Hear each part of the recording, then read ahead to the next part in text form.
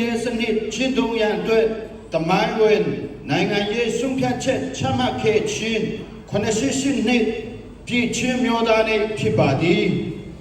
88နှစ်တိုင်တိုင်ဂျာမြင့်လာခဲ့ပြီဖြစ်တော်လဲချင်းလူမျိုးတို့ကိုယ်တိုင်ရွေးချယ်ခဲ့သောဒီမိုကရေစီအုပ်ချုပ်ရေးစနစ်ကိုခေတ်အဆက်စနစ်တကျ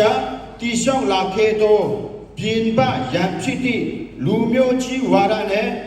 စစ်အာဏာရှင်စနစ်တို့ကြောင့်ယနေ့အချိန်ထိအပြည့်အဝကျင့်သုံးနိုင်ခဲ့ခြင်းမရှိသေးပါအောက်ချင်းနဲ့ကိုတင်ငယ်တာပြု၍တစ္ဆာတရားကိုလက်ကင်ထားသောချင်းလူမျိုးတို့သည်မိမိတို့ဘိုးဘေးများကမျှော်မှန်းထားခဲ့သောကိုကြမကိုဖန်တီးပိုင်ခွင့်ရှိသည့်ချင်းလဲတိဆောက်ရေးအတွက်နိုင်ငံရေးရှိရေးနိလန်ပေါင်းစုံဖြင့်ကြိုးပမ်းလာခဲ့ကြသည်ယခုကာလသည်လေချင်းပြည်သူတရားလုံးစုပေါင်းပါဝင်မှုဖြင့်ပြည်သူတော်လှန်ရေးကြီးရှင်နွေးနေသည့်ကာလဖြစ်သည်ယနေ့ကြာရောက်သော88နှစ်မြောက်ချင်းမျိုးသားနေ့တွင်ဒေါ်လာရဲ့အတွက်မြင့်မြတ်စွာအသက်ခန္ဓာနဲ့ဘဝဘဲလူတွားကြသည့်ရဲဘော်ရဲမယ်အားလုံးကိုအောက်မဲ့အမှတ်ရပြီးလေးစားဂုဏ်ပြုအပ်ပါသည်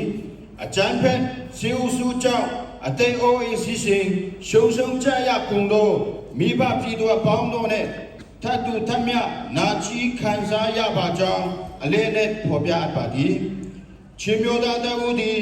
ချင်းမျိုးသားတိဆောက်ရေးချင်းလန်းတိဆောက်ရေးနဲ့ချင်းလက်နယ်နိမိတ်စုစည်းကာကွယ်ရေးအတွက်ချင်းလက်ပြည်သူများနဲ့တသားတည်းရပ်တည်၍တိုက်ပွဲဝင်သွားမည်